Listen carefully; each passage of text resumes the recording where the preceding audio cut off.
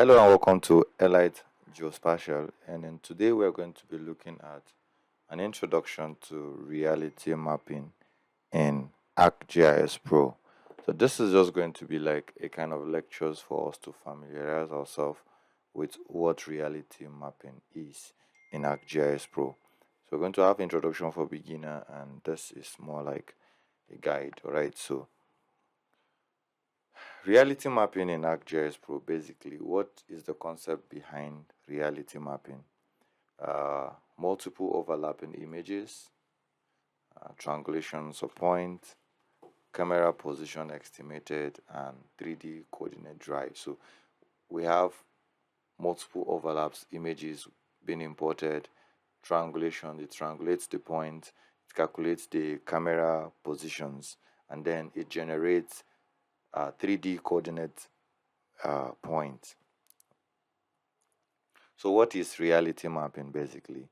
Now turning real world images.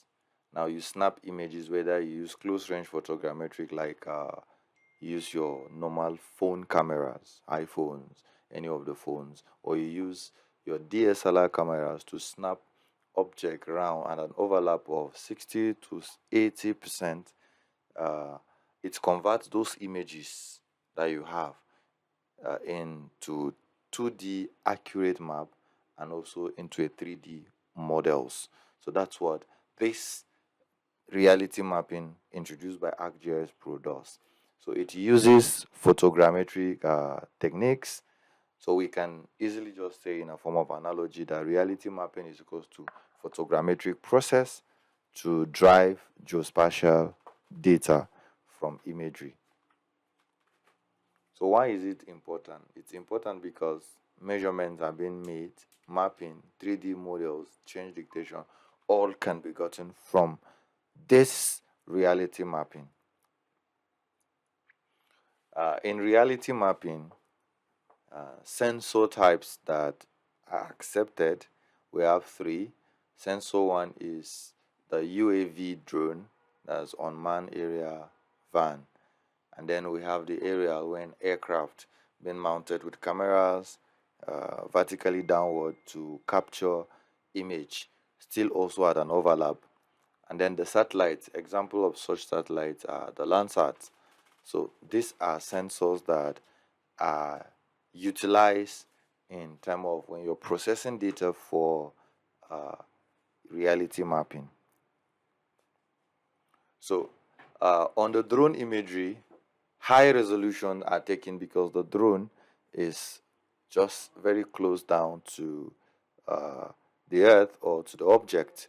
So the area being captured is very small and the resolution is very high, onto centimeter kind of resolution can be gotten, and it is best for 3D mapping. The area imagery, it's aircraft based, where camera is mounted on the camera on the aircraft and is being flown over an area of interest. It can capture more larger area compared to that of drone, and then you can also get high accuracy because it is not high up. All right, it's cover white, have white coverage, and then the geometry is stable. Then you can still get survey grade accuracy.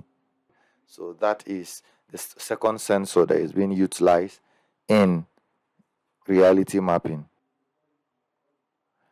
Now the satellite imagery, which is the third sensor. Large scale coverage are gotten here, and then temporal analysis are being done. You can do analysis from year to year, maybe from 19 satellite Landsat imagery was launched in 1972, so you can have coverages from historic data from that to 2026. So it has temporal analysis. Then the resolution is very low, like that of Landsat is 30 meter per pixels. Or yeah, then like I said, low resolution, and it's not good for 3D analysis. So the workspace utilized in 3D in reality mapping rather, we are two workspace. The first is the ortho mapping workspace, and the second is the reality mapping workspace. These are in ArcGIS Pro. So this workspace under the ortho mapping is where you can do any simple 2D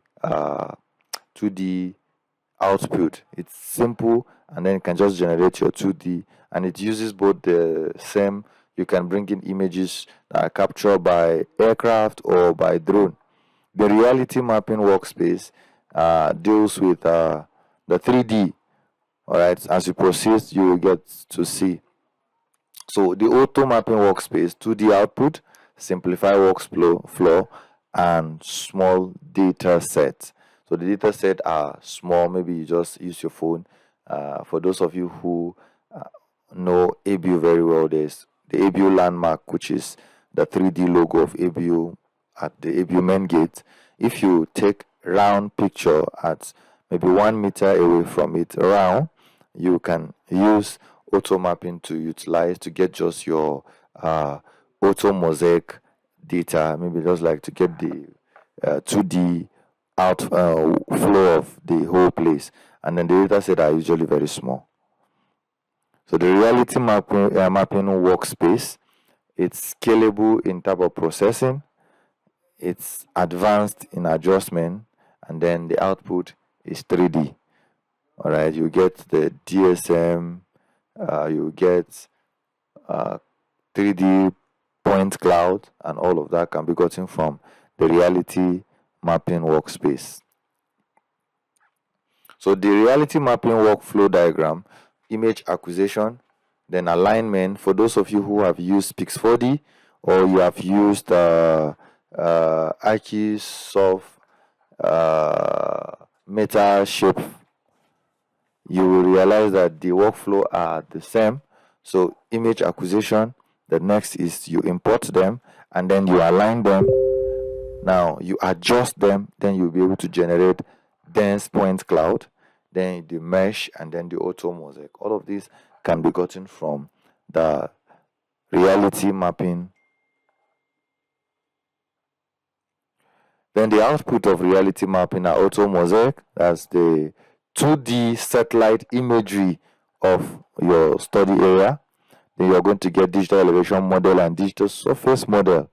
You're going to get cloud point, and you're going to get 3D mesh.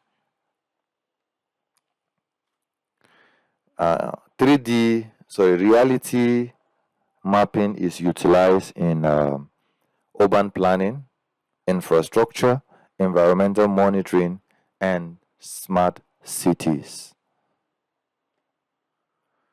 In conclusion, you can transform images into useful GIS data using reality mapping. And then reality mapping bridges the gaps. It bridges the imagery and GIS so that you can be able to do 3D spatial analysis. So the gap between imagery and GIS to be utilized in 3D spatial analysis. So the next video we're going to go into processing and working with reality mapping in ArcGIS tool in ArcGIS Pro. So don't forget to like, share, comment, and subscribe to this channel, and turn on the notification button because tomorrow another video drops. Thank you for watching, and I'll see you in the next one.